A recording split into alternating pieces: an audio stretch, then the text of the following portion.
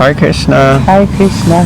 So, we're in one of my favorite places, which is in the sun.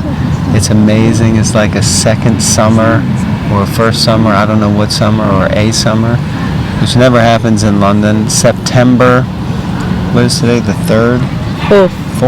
And it's like beaming hot. This week is supposed to be cooking. And it's so nice. I love it. You can see behind us blue sky. And where are we? Regent's Park. No. We're in Primrose Hill. In Regent's Park, innit? And that's Primrose Hill behind us. And Lord have mercy, there's a lot of people around, out and about here in the park. We're going to read the Bhagavatam. Where are we? God bless you. Canto 4, Chapter 8, Text 1. Dhruva Maharaj leaves home for the forest. So we're starting a new chapter and a new pastime, having concluded the pastime with Lord Shiva. So now we're on the journey with Dhruva Maharaj. Om Namo Bhagavate Vasudevaya. Om Namo Bhagavate Vasudevaya. Om Namo Bhagavate Vasudevaya. Text 1. The great sage Maitreya said, the 4 great Kumara sages headed by Shanaka, as well as Narada, Ribu, Hamsa, Aruni and Yati, all sons of Brahma, did not live at home, but became Udvareta, or Naishtika brahmacharis, unadulterated celibates. The system of brahmacharya has been current since the birth of Brahma. A section of the population, especially male, do not marry at all. Instead of allowing their semen to be driven downwards, they used to lift the semen up to the brain. They are called Udvaretasa, those who lift up. Semen is so important that if by the yogic process one can lift the semen up to the brain, he can perform wonderful work. One's memory is enabled to act very swiftly, and the duration of life is increased. Yogis can thus perform all kinds of austerity with steadiness and be elevated to the highest perfectional stage, even to the spiritual world. Vivid examples of brahmacharis who accepted this principle of life are the 4 sages, Shonaka, Sanaka, Sanandana, Sanatan and Sanat Kumara, as well as Narada and others.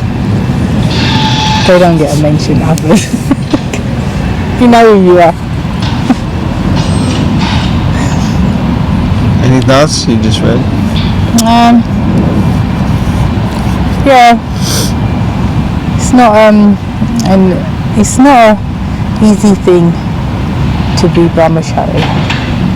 So commendable if someone is a proper brahmachari. Normally it's like, it's just one senior devotee was teaching us some books and Prabhupada. He made the comment about fire and butter. Is it ghee? No, it's butter. So he said, the women are like fire and the men are like butter. But he didn't like it because he put my hand up and said, actually, Prabhu, in this day and age, the men are margarine. They're not even butter. Didn't really appreciate it. Anyway, so it's commendable if you can be a paka brahmachari. Okay. I'll read a little bit more and then maybe speak. Okay. Next paragraph. Another significant phrase here is Nitai Grihan, Yavasan. They did not live at home. Griha means home, as well as wife. In fact, home means wife. Home does not mean a room or a house. One who lives with a wife lives at home, otherwise a sannyasi or brahmachari, even though he may live in a room or in a house, does not live at home. That they did not live at home means that so many that's. That they did not live at home means that they did not accept a wife, and so there was no question of their discharging semen. Semen is meant to be discharged when one has a home, a wife, and the intention to beget children. Otherwise, there is no injunction for discharging semen. These principles were followed from the beginning of creation, and such brahmacharis never created progeny. This narration has dealt with the descendants of Lord Brahma from Manu's daughter Prasuti. Prasuti's daughter was Dakshayani, or Sati, in relation to whom the story of Daksha Yajna was narrated. Maitreya is now explaining about the progeny of the sons of Brahma. Out of many sons of Brahma, the brahmachari sons headed by Sanaka and Narada did not marry at all, and therefore there is no question of narrating the history of their descendants. Well, there you go. If everyone was a brahmachari, then the Bhagavatam would be a very short book.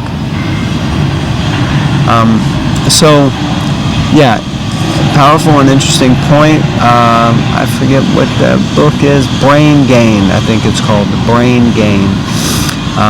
By His Holiness. He runs the temple we went to in Kansas, that's right. Danavir Maharaj did this book called Brain Gain, and basically it's all about the power and potency of semen retention, and not just quotes from Shastra, although quotes from our Shastra are there, but also how many personalities in the history of the world, are aware that actually, by semen retention, then it's very beneficial for the brain, for memory, for activity, for so many things. So it's actually not an uncommon fact. But unfortunately, I guess like many things, it's not easy to accomplish, as you were saying. So it's not easy to just, be a controlled person, because the general tendency in the material world, as Prabhupada would often talk about, is that it is driven by sex life and sex pleasure. So the tendency to want to enjoy is very strong, and so therefore to restrain one from sex life, refocus that energy towards spiritual life is quite a difficult task for most people.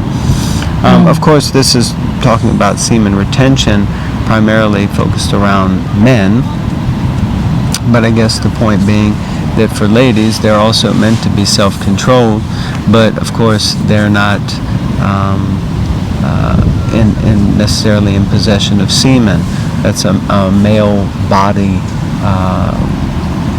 fluid, I guess you would say. But ladies have something else. I think it's called estrogen, right? Something like that. I'm not quite sure we're going to go, how long we're going to this biology class. Because these fluids are part of the body, but they have some benefit. But the point is, if we become spiritually conscious, if we become spiritually aware and spiritually awake and enlightened and enlivened, then we can retain these essential fluids that are beneficial for the body. Otherwise, they're wasted. I remember this one place where Srila Prabhupada says 40 drops of blood or something like that. 40 drops of blood to make one drop of semen. So like that, just to discharge and waste it means that you're wasting gallons of blood. But if it's used properly, even Krishna says in the Bhagavad Gita, he is that sex life which is according to religious principles. So if one intends to discharge semen or engage in sex life, then it should be for the purpose of procreation, and then specifically to bring children into the world to help them to become spiritually enlightened. Thus ends Nitai Dasa's purport.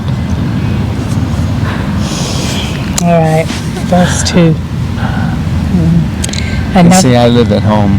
Griha. I have a wife. sorry, I'm just saying. you just stop while you're ahead. Verse 2. Another son of Lord Brahma was Irreligion, whose wife's name was Falsity. There you go. From their combination were born two demons named Damba, or bluffing, and Maya, or cheating. Imagine naming your kid Damba. These two demons were taken by a demon named Niriti, who had no children. Purport. It is understood herein that our Dharma, Irreligion, was also a son of Brahma, and he married his sister Marisha. This is the beginning of sex life between brother and sister. Good Lord. It's all there in the Bhagavatam. This unnatural combination of sex life can be possible in human society only where there is a Dharma or a religion. Your religion. Yeah, that's what I said, didn't it? I just heard religion because I'm not reading, I'm just listening. It is understood that in the beginning of creation, Brahma created not only saintly sons like Sanaka, Sanatan and Narada, but also demoniac offspring like Nriti. Well, there's always a black sheep in the family, isn't it? But also demoniac offspring like Nriti, Adharma, Damba and Falsity. What a name. Everything was created by Brahma in the beginning. Oh, thanks Brahma. Regarding Narada, it is understood that because his previous life was very pious and his association very good, he was born as Narada.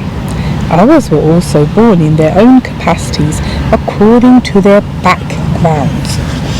The law of karma continues birth after birth, and when there is a new creation, the same karma comes back with the living entities.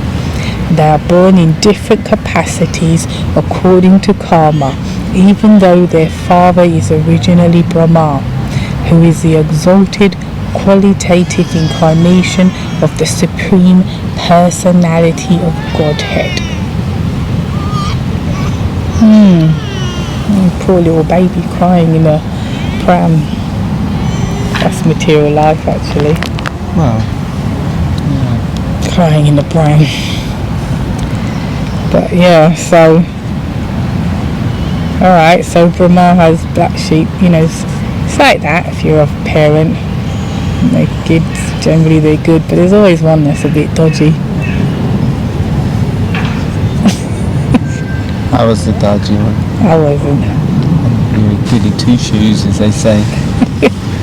So yeah, interesting. Don't have to lament, because even Brahma's got dodgy offspring. And regarding this intimacy between brother and sister, it's so interesting because just today in the morning I was looking at the news online and this one man got jailed for 20 years because he raped his sister basically. She wrote and I was thinking, how gross is that, She wrote it. What? And then when you read it, Brahma started all that, Well, Brahma didn't. It started it originated. Yeah. Well, no. So it's interesting if you look at the names, and so his son's name was Irreligion, and his wife, his sister was Falsity. So Irreligion and Falsity. So it means no attention to Dharma and pretense, just being false, fake, which we see a lot of these days. And from their combination were born two sons named Damba, or bluffing, which is very similar to falsity, but bluffing, which means basically a liar, and Maya, or Maya, not Maya, but Maya, or cheating. So the tendency to cheat. So the tendency to bluff and to cheat is born from irreligiosity and falsity, like that. So anyway, and then the two demons were taken by a demon named Niriti, who had no children, but it doesn't say what niriti means, did it? Maybe we'll come to it. Okay. Maitreya told Vidura, O great soul, from Damba and Maya were born greed and Nikriti, or cunning. So from Damba and Maya were born, so then two brothers and sisters married each other again. That's really getting funky. And it got greed and cunning. From their combination, then they married also, came children named Krodha, anger, and Himsa, envy. And from their combination were born Kali and his sister Durukti, or harsh speech. So all of these bad qualities are ultimately born from irreligion. And then irreligion just seems to perseveres. So, or not perseveres, but anyway, it continues like that. Okay, text 4. O greatest of all good men, by the combination of Kali and harsh speech were born children named Mrityu, death, and Biti, fear. From the combination of Mrityu and Biti came children named Yatana, excessive pain, and Niraya, hell. Well, there you go. I mean, it's a downhill slope from your religion. Okay, and text number 5. Okay. My dear Vidura, I have summarily explained the causes of devastation. One who hears this description 3 times attains piety and washes the sinful contamination from his soul. So does that mean we should read it 2 more times? No, because we chant the Hare Krishna Mahamantra and we don't need to worry about any other thing. Hare Krishna. Okay. We like to keep it simple. Purport. The creation takes place on the basis of goodness, but devastation takes place because of irreligion. That is the way of material creation and devastation. Here it is stated that the cause of devastation is adharma, or irreligion. The descendants of irreligion and falsity, born one after another, are bluffing, cheating, greed, cunning, anger, envy, quarrel, harsh speech, death, fear, severe pain, and hell. Sounds great. I hope the phone isn't gonna bug out. It might, so we may have to. Okay, we're gonna make it really quick. Please. Because I might bug out. You keep an eye on it. All these descendants are described as signs of devastation. If a person is pious and hears about these causes of devastation, he will feel hatred for all these, and that will cause his advancement in a life of piety. Piety refers to the process of cleansing the heart. As recommended by Lord Chaitanya, one has to cleanse the dust from the mirror of the mind, and then advancement on the path of liberation begins.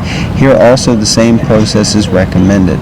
Malam means contamination. We should learn to despise all the causes of devastation, beginning from irreligion and cheating, and then we shall be able to make advancement in a life of piety. The possibility of our attaining Krishna consciousness will be easier, and we shall not be subjected to repeated devastation. The present life is repeated birth and death, but if we seek the path of liberation, we may be saved from repeated suffering. So there you go, and there you have it.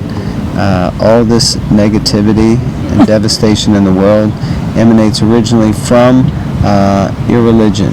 So let us become religious, or as Prabhupada says, generate and create piety, so that we can become Krishna conscious, because it'll be easier like that. Any closing thoughts before the phone cuts off? No, it's incredibly hot. I think I've got heat stroke. So if I survive, I'll see you next time. Okay. All right. So we're going to go. Hare Krishna, everyone. Please read the Srimad Bhagavatam. Janmashtami is coming up, and it won't be long before the Bhadra Purnima. So if you want your Bhagavatam sets, let us know. But in the meantime, please read Srimad Bhagavatam. Srila Prabhupada ki jai.